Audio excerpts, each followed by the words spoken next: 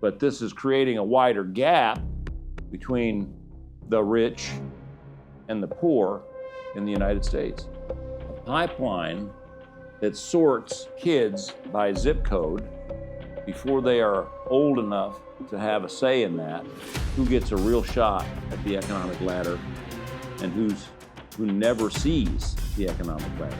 It predicts a life spent outside the very economy that just minted 441,000 new millionaires. You can see that booming economy, but it can never touch it because a ladder nobody can reach is not really a ladder. Meet the numbers nobody puts on the news. In 2025, the United States created 441,000 new millionaires. That's more than 1,200 millionaires a day. Now, at the same time, you keep hearing that inequality is getting worse. The economic ladder up to economic prosperity is gone, that nobody moves up anymore. You know, both of those things showed up in the same report. So which is it? Well, today I'm going to show you why the left is right and that concentration at the top is real, and why the right is right, that mobility is real too. And now we're going to talk about what common sense is actually stalling the people at the very bottom. Now, welcome, patriots, to this edition of Common Sense for America. I'm Bruce Rutherford, your host and commentator, coming to you from the beautiful Westwood Golf Club in Houston, Texas. If you're watching on YouTube, please hit that like button and subscribe. So let's dive into this.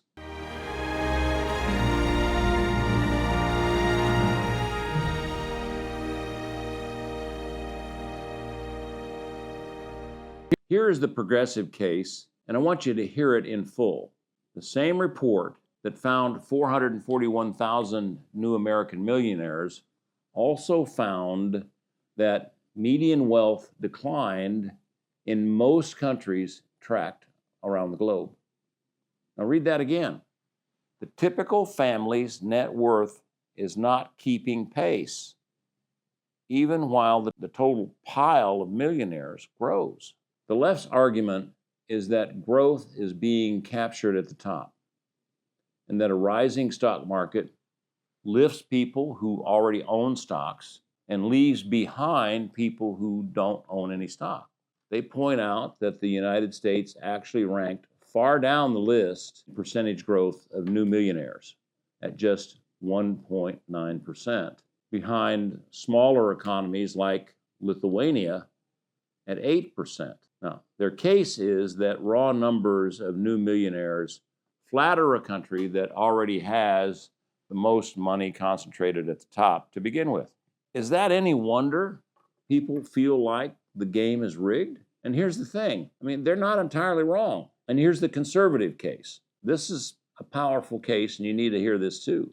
It deserves the same respect. The right looks at the same 441,000 new millionaires figure and says this is not luck and it's not rigged. It is opportunity moving fast in real time.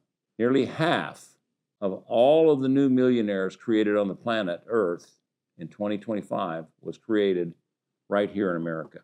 And that did not happen because the ladder disappeared. It happened because the ladder is still standing and people are still climbing it. Small business owners who finally sold their business, employees who held stock through a decade-long bull run, workers who moved from renting to owning and watched equity build. Conservative case is that upward mobility is not a slogan. It is 441,000 specific households who moved into a different bracket in a single year. Now think about that. And here's the thing, they're not wrong about that. So where is the real problem? It's not capital versus inequality as a two sides of one scorecard. Clearly, there is upward mobility in the U.S. economy.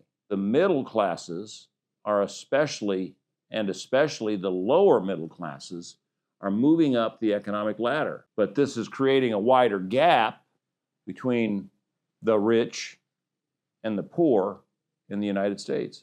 Now, here's the real dynamic at work. A pipeline that sorts kids by zip code before they are old enough to have a say in that, and then calls the result a choice made by parents and the kids. That pipeline decides years before high school graduation who gets a real shot at the economic ladder and who never sees the economic ladder. The people stuck at the very bottom are not failed by markets. They are failed years earlier by our educational system before they ever touch the market. The question is not whether America still has upward mobility. Clearly, it does. The question is why one group of Americans never gets close enough, never gets close to that economic ladder to use it. Let's look at how we got here. For decades, school assignments in most of this country were run based on zip codes. A child's academic starting line gets decided by a housing map, not by ability. Many states still set the school budgets partly to local property taxes, so that poor neighborhoods get less funding, giving less money to kids who need more help, not less. Here's the mechanism. Imagine you are 8 years old and you're assigned to school. You can't be proficient at reading by third grade. Nationally, roughly 2 in 3 fourth graders read below the level we call proficient. That gap does not stay small. It predicts dropping out. It predicts unemployment. It predicts a life spent outside the very economy that just minted 441,000 new millionaires. Is it any wonder that families feel locked out before their kids even reach high school?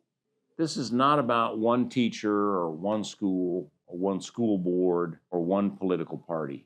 It's a sorting machine running on autopilot, and nobody answers for the kids who fall out of it. But here's what has actually worked. There are things that have actually worked to fix this. Tennessee did not wait for Washington. Starting in 2021, Tennessee built intensive K through 3 summer literacy camps and after-school tutoring tied to a real educational marker and a real measurement tool. Kids below reading proficiency in third grade get extra help before promotion, not after. This year's results, released in July 1st of this year, showed 44.9% of Tennessee's third graders meeting reading proficiency expectations. Now that's up from 41.7% the year before and up from 36% 3 years earlier.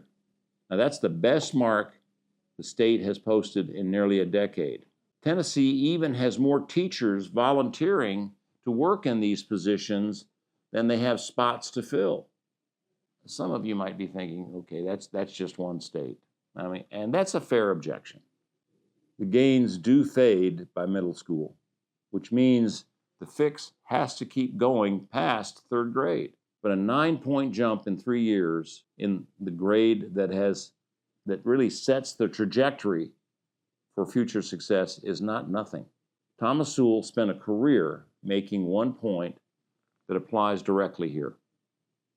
Judge people and policies by what actually happens to individuals, not by which group averages sound good in a speech. The millionaire numbers prove individuals are moving. The reading numbers prove individuals at the bottom can be moved up too. If you can be moved up too, if you intervene early enough. But we must sustain that effort. So let's dismiss the false choice. This is not capitalism versus fairness, and it's not the rich versus the poor. The principle is simple. A country that produces 441,000 new millionaires in 1 year has the capacity to make sure every 8-year-old can read. The concrete fix: every state ties a funded early intervention reading program to the 3rd grade. Instead of discovering in high school that the kid fell off years earlier. Does that make sense to you? The stakes are not abstract. Another generation grows up next to a booming economy. It can see that booming economy, but it can never touch it. And the inequality argument gets louder every year.